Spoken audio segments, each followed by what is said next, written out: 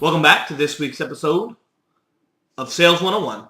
I'm your instructor, the salesman, and this week we're going to be talking about asking for the sale. It's closing the deal, part one. It takes guts to be a salesman. You never know if you're going to get paid, what you're going to get paid, what you did last month, what you do this month. None of that matters. What matters a lot with sales is today.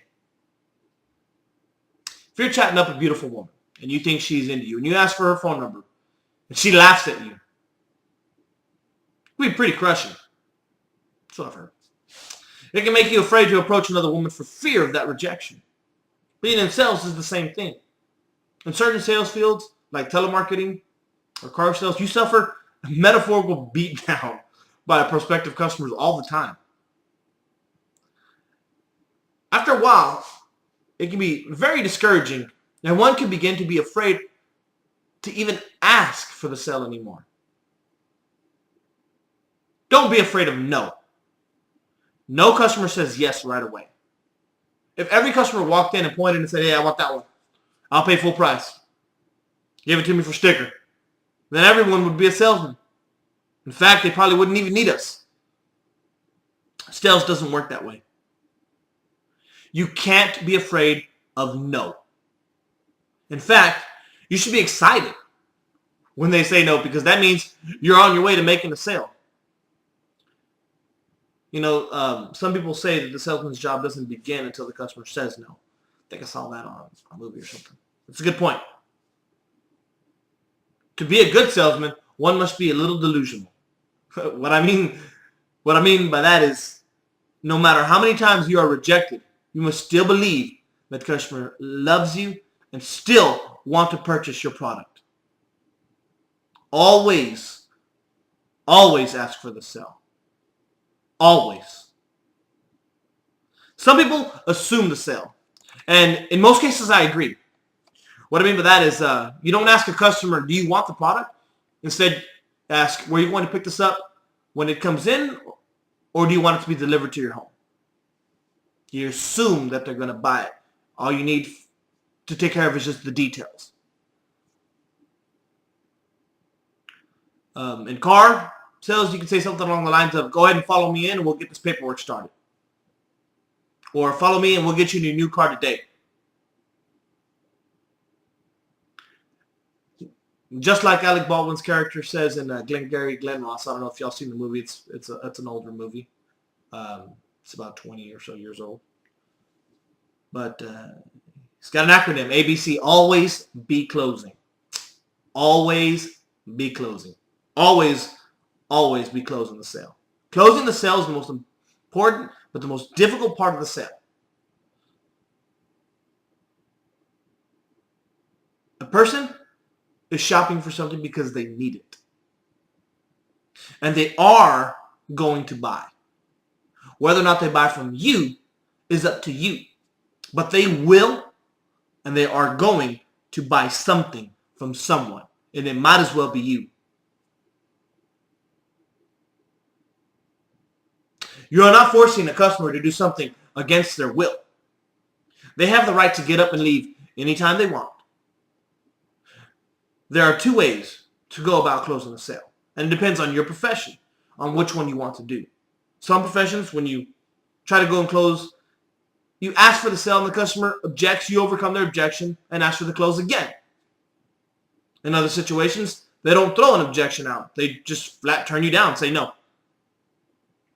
For example, that happens a lot when you're selling warranties, you know, where you want to get this extended warranty on this product. No, I don't want it. You know, did you want to get a 5-year protection agreement or a 3-year protection agreement? Neither, I don't want it. You know, that's just flat turning you down. They don't give you an objection. You know, like when you're selling cars, let's go ahead and get you into this thing today. No, I want to go ahead and look around. You know, they throw objections around a lot when you're selling cars and other types of sales professions. You know, in a retail business, they just straight throw out the answer, no. You have to ask them why. Why? And it's okay to ask a customer why. Why not? Well, you know, they'll give you their objection, but without that objection, sometimes it's difficult to gauge or overcome it. So you have to ask the customer why. Do not ever be afraid to ask the customer why. Customer tells you no. They're not afraid to tell you no. Don't be afraid to ask them why. Ask them. There's no way you can overcome their objection if they don't know, if you don't know why. There's no way to overcome the objections if you don't know what the objection is. And maybe the customer is misinformed. Maybe they'll say, well, you know, this vehicle is not very safe, or I don't like the neighborhood of this, whatever. That is your opportunity to correct them, to inform them. Customers say no when they're uninformed, when they don't understand the totality of the situation. It's your job to inform them, and you cannot inform them if you're scared to ask why. So ask why. So, for example, if they don't throw an objection out there, you need to find a segue. You need to find a segue into going to a second pitch. So, for example, if you're trying to sell a warranty, they say no. We'll say, well, you have 14 days to add that warranty on there if you do change your mind. However, I recommend we do it today because we can get you special financing included in the special financing or whatever. You go to a second pitch, but you have to use some sort of segue for the customer to make a smooth transition. Kind of like what I'm not doing right now. Now I'm starting to ramble, so I'm going to focus on these notes again so we stay on track. So many examples, you know, that I could throw out there. I've been doing this for years. You know, one time I had a customer tell me no 7 times before they finally said yes. And it wasn't a yes from fatigue, like, oh my goodness, yes, please just do this so I can get out of here. It wasn't like that. They were finally convinced that the product's benefit to them. I think I was selling them a warranty or something, but they weren't sure that they were going to need it. But, you know, they weren't from the area. They didn't understand you know, hard water that we have in this area 5 times the national average. You know, there's a whole bunch of stuff. But anyway, they were finally convinced. But they told me no 7 times. And if you're afraid of no, you're never going to make the sale, and you're never going to make the big bucks. Remember, nothing will happen that is so devastating to you that you'll never get over it. They say no, they say no. What does that mean? Keep asking for the sale. Keep closing. You will make more money to offset any embarrassment you might incur. Again, don't ever be afraid to ask for the sale. Now, if you guys have some industry-specific questions about closing, or you would like, you know, for realty or whatever, car sales, warranty sales, whatever, leave me some comments.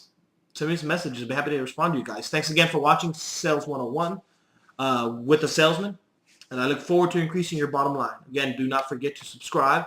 And any subscribers with questions, send me a message. Leave some comments below. I'll be happy to make a video to answer all your questions.